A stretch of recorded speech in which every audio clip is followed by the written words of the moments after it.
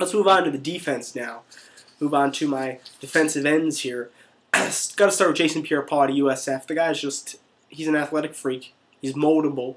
If you wanted to put him in a 3-4 scheme at outside linebacker, you could. If you want to put him in a 3-4 scheme at defensive end, you could. If you want to be a rush defensive end in the 4-3 at the left end or move him to right end, doesn't matter. He can really do anything, and you can mold him how you want him. So, Jason Pierre-Paul, going to be a top 10 pick.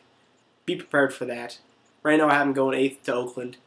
I think that might be a good fit for him even. So, Jason Pierre-Paul, my number 1 defensive end. After that, it's Derrick Morgan at Georgia Tech.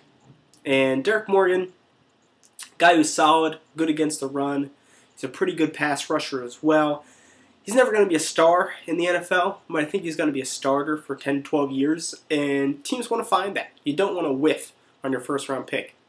Jason Pierre-Paul is a guy that could bust. Derrick Morgan's a guy I don't think will bust. So I like Derrick Morgan as maybe in top 15 type of guy, maybe 10 to Jacksonville, or he could fall a little bit lower than that, maybe somewhere like Miami, or worst case Tennessee, maybe at 16. Brandon Graham out of Michigan, number 3. You just got to be impressed with him on tape. He does everything well. He just doesn't have the ideal size or the hands or the arm length or any of the measurables, but he works hard. He can play defensive end or linebacker. Would fit really well in a 3-4 scheme as well.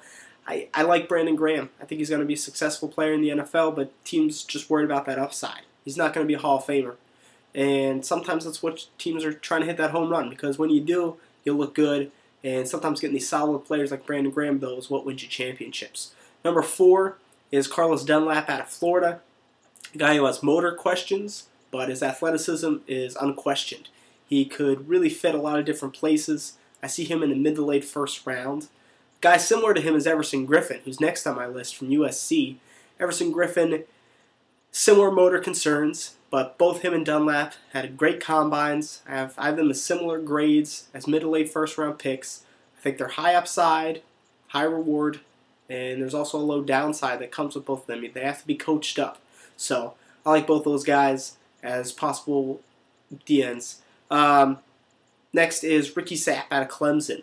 Guy who doesn't flash on tape too much. He uses more of a speed rusher, very thin, a little bit frail. Gonna probably move to linebacker in a 3-4 in the NFL, but I tell you, Ricky Sapp has the physical tools to be successful in a 3-4 scheme. I think he just needs a different fit, just needs some better coaching, and if he gets that, I think Ricky Sapp can be a very, very good pass rusher. I like him fitting in with a scheme like the Colts, where they use undersized pass rushers to get after the quarterback.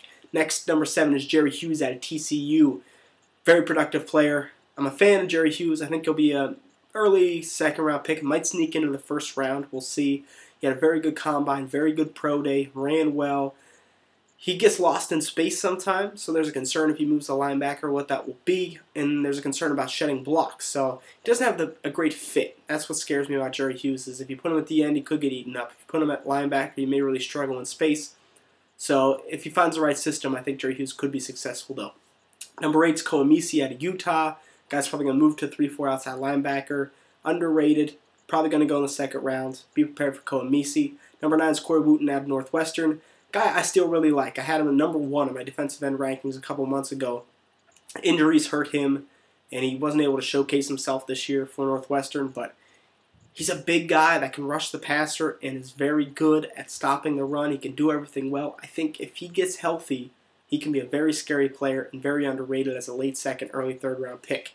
Number 10 is Alex Carrington out of Arkansas State. Guy that was impressive in the Senior Bowl practices. Alex Carrington could play the end of 3-4. He's a bigger guy. He also showed some pass rush skills, some bull rushing skills. So Alex Carrington, a little bit underrated, small school guy that you may want to look at. All right, let's keep it going with defensive tackles. Obviously, the top 2 are unquestioned by everyone. My number 1 is Ndamukong Suh out of Nebraska. Big, strong. If his knees hold up, I think he can do everything in the NFL and be a solid Pro Bowl player for years to come. Gerald McCoy out of Oklahoma, right up there with him. Probably a little bit better of a pass rusher, but not quite as refined as Suh. Both should be top 3 picks. Maybe one of them falls to 6 if certain draft situations work out, but I think they're the 2 best players in this draft. At number 3, I have Dan Williams out of Tennessee. Dan Williams is probably the top nose tackle on the board. Guy's probably going to go in the top 15. He's right raising up boards. He's risen up all year.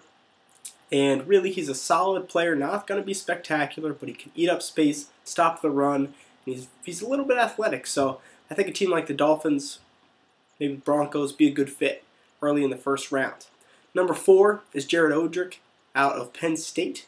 And he's a guy who's another solid player, not spectacular, but he's going to be a solid 10 to 12 year starter for your team. He's going to be there for the long haul, and he can play also 3-4 D end. I think he's going to be a very good 3-4 D end. It's a position that's in high demand. We saw Tyson Jackson last year go very high. I think he's another guy who might rise up draft boards, go a little earlier when all's said and done than people think. Number 5 is Brian Price at UCLA, guy whose stock's falling a little bit. I wasn't a huge Brian Price fan coming in. A lot of people criticized me for that, but we've seen his stock fall recently. Didn't have the best combine. Going back and watching the tape, he's productive, he has good stats, but he just seems lost at times.